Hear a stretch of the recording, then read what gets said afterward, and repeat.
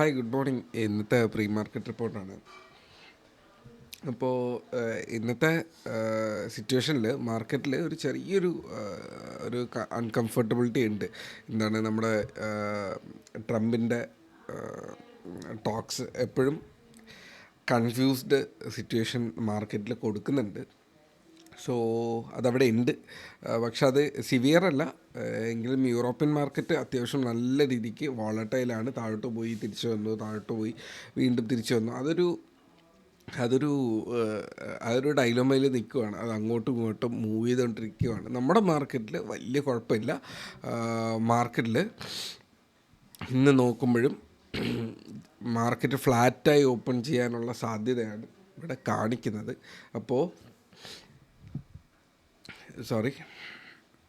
അപ്പോൾ നമുക്ക് ചാർട്ടിലേക്ക് വന്നു കഴിഞ്ഞാൽ മാർക്കറ്റിൽ ഈ ഒരു ക്യാൻഡിൽ ആക്ച്വലി ക്ലോസ് ചെയ്തിരുന്നെങ്കിൽ കുറച്ചുകൂടെ നല്ലൊരു ക്യാൻഡിലായിരുന്നു. ഇപ്പോൾ കറക്റ്റ് നമ്മുടെ ഒരു റെസിസ്റ്റൻസിൻ്റെ ടോപ്പ് ജസ്റ്റ് ബ്രേക്ക് ചെയ്തിട്ടുണ്ട്. ക്ലോസ് ചെയ്തോന്ന് വെച്ച് കഴിഞ്ഞാൽ ക്ലോസ് ചെയ്തു, പക്ഷേ അതൊരു പെർഫെക്റ്റ് ആയിട്ടുള്ളൊരു ക്ലോസിങ് അല്ല. ഞാനിപ്പോൾ ഇതിനെ കുറച്ചൊന്ന് അഡ്ജസ്റ്റ് ചെയ്ത് കഴിഞ്ഞാൽ എനിക്കിത് 25,000 ഇടണം. അപ്പോൾ ഓക്കെ, ഞാനിപ്പോൾ ഇത് 25,000 അഡ്ജസ്റ്റ് ചെയ്ത് കഴിഞ്ഞാൽ ജസ്റ്റ് ആ ഒരു ലെവലിൻ്റെ അടുത്ത് നിൽക്കുന്നു എന്നുള്ളതേ ഉള്ളൂ. ഒരു കംഫർട്ടബിൾ ആയിട്ടുള്ളൊരു ബുള്ളിഷ്നെസ് അതിനകത്ത് കാണിക്കാൻ പറ്റുന്നില്ല. അപ്പോൾ കംഫർട്ടബിൾ ആയിട്ടുള്ള ബുള്ളിഷ്നെസ് എന്ന് പറയുമ്പോൾ നമ്മളിത് ആദ്യം ബ്രേക്ക് ചെയ്തപ്പോൾ നമ്മൾ പറഞ്ഞിരുന്നതാണല്ലേ, കൺട്രോൾ സി. ഓക്കെ, ഇവിടെ 25,000 മേളിൽ 25,100 മേളിൽ സോളിഡ് ആയിട്ടുള്ള ഒരു ക്ലോസിങ്ങിലാണ് മാർക്കറ്റിൽ ട്രെൻഡ് കിട്ടുക. ഇതിപ്പോൾ ഓൾറെഡി നമ്മൾ ബുള്ളിഷ് ട്രെൻഡിൽ തന്നെയാണ്. ഈ ഒരു ഏരിയ കഴിഞ്ഞ് കഴിഞ്ഞാൽ ഇതിനിടയിലൊരു സൈക്കോളജിക്കൽ ഏരിയ ആണ്. പക്ഷേ സൈക്കോളജിക്കൽ ഏരിയ ഇവിടെ വളരെ കാര്യമായിട്ട് വർക്ക് ചെയ്യുന്നു എന്ന് പറയേണ്ടി വരും. സോ 25,100 മേളിൽ ക്ലോസിങ് കിട്ടിക്കഴിഞ്ഞാൽ നമുക്ക് ഫർദർ ഇനിയും ആഡ് ചെയ്യാമെന്നുള്ളതാണ്.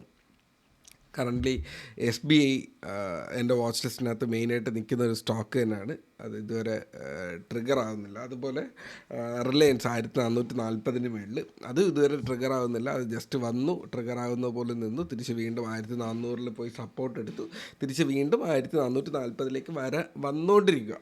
അപ്പോൾ അതിന് സാധ്യതയുണ്ട്. ഇതൊക്കെ സ്ലോ മൂവിങ് ആയിട്ടുള്ള ട്രേഡ്സാണ്, പക്ഷെ സേഫാണ്. നമ്മുടെ അക്കൗണ്ട് സേഫായിരിക്കും എന്നുള്ളതാണ്.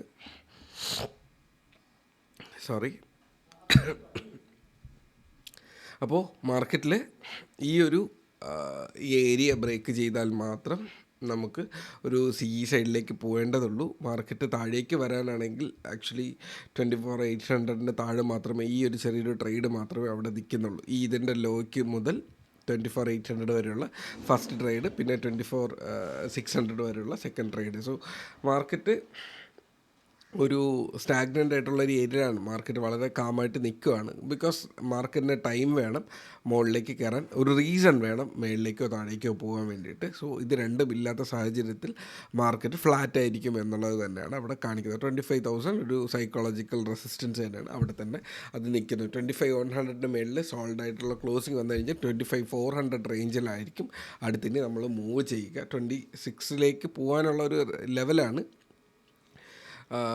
എന്നാലും 25,500 റേഞ്ചിലായിരിക്കും അടുത്ത റെസിസ്റ്റൻസ്. 400 to 500 റേഞ്ചിലായിരിക്കും തൊട്ടടുത്ത ടാർഗറ്റ് തന്നെ വരിക. അത്രയും ഹൈ മൊമെൻറ്റത്തിലായിരിക്കും അതിൻ്റെ മൂവ്മെൻറ്റ് എന്നുള്ളതാണ് അവിടെ പറയാനുള്ളത്. ഓക്കെ, നമ്മുടെ GDP ഡേറ്റ വരാൻ ഉണ്ട് ഈ ആഴ്ച. സോ അത് വളരെ ഇമ്പോർട്ടൻ്റ് ആയിട്ട് നമ്മുടെ മാർക്കറ്റിനെ സ്വാധീനിക്കാൻ സാധ്യതയുണ്ട്. സോ ഇതിന് മേളിൽ ഞാൻ ഒരുപാട് പറയുന്നില്ല, ബിക്കോസ് അത്രയും കൂടുതൽ കാര്യങ്ങളില്ല. നമ്മൾ കഴിഞ്ഞ വാച്ച് ലിസ്റ്റിൽ കൊടുത്തതിൽ 1-2 സ്റ്റോക്സ് മാത്രമേ ട്രിഗർ ആയിട്ടുള്ളൂ. ഒന്ന് ആസ്ട്രൽ, ഇപ്പോഴും അതിന് പോസിബിലിറ്റി ഉണ്ട്. 1,500 എത്തിയിട്ടുണ്ട്. 1,400 പ്ലസിൽ കൊടുത്ത ആസ്ട്രൽ 1,500 അടുപ്പിച്ച് എത്തിയിട്ടുണ്ട്. അത് 1,800 മേളിൽ ടാർഗറ്റ് അതിന് ഉണ്ട്. സോ ആസ്ട്രൽ, ട്രൈഡൻറ്റിൻ്റെ 40 റേഞ്ചിലേക്ക് അതിൻ്റെ ടാർഗറ്റ് ഉണ്ട്. ഇപ്പോൾ 32 റേഞ്ചിൽ കിടപ്പുണ്ട്. നമ്മൾ കൊടുക്കുന്ന 28 പോയിൻറ്റ് സംതിങ്ങിലാണ്. ഇപ്പോൾ തന്നെ ഓൾറെഡി 15%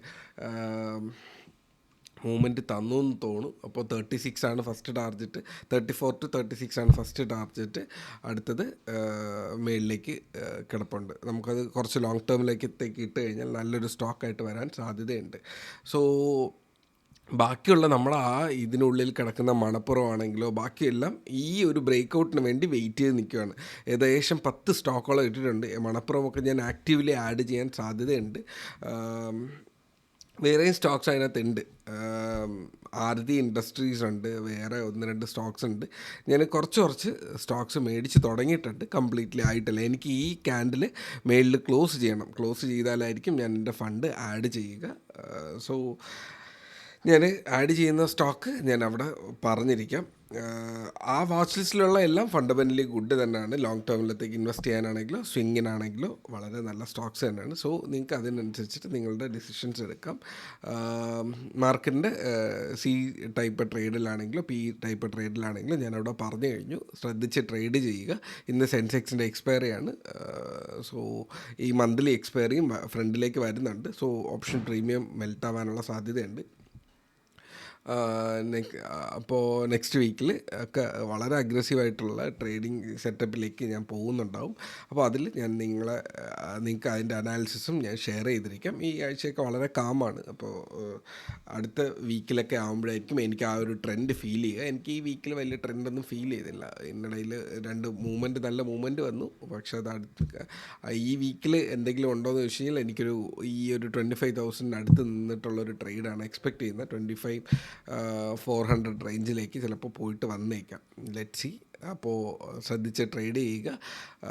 നല്ല ഇൻവെസ്റ്റിംഗ് സിറ്റുവേഷൻ വരുമ്പോൾ ഡെഫിനറ്റ്ലി അവിടെ അപ്ഡേറ്റ് ചെയ്യുന്നുണ്ടാവും. മാർക്കറ്റിൽ അങ്ങനെ ഒരു സിറ്റുവേഷൻ കാണാത്തത് കൊണ്ടാണ് ഗ്രൂപ്പ് ഡോർമൻ്റായിട്ട് നിൽക്കുന്നത്. So trade safe, take care, by.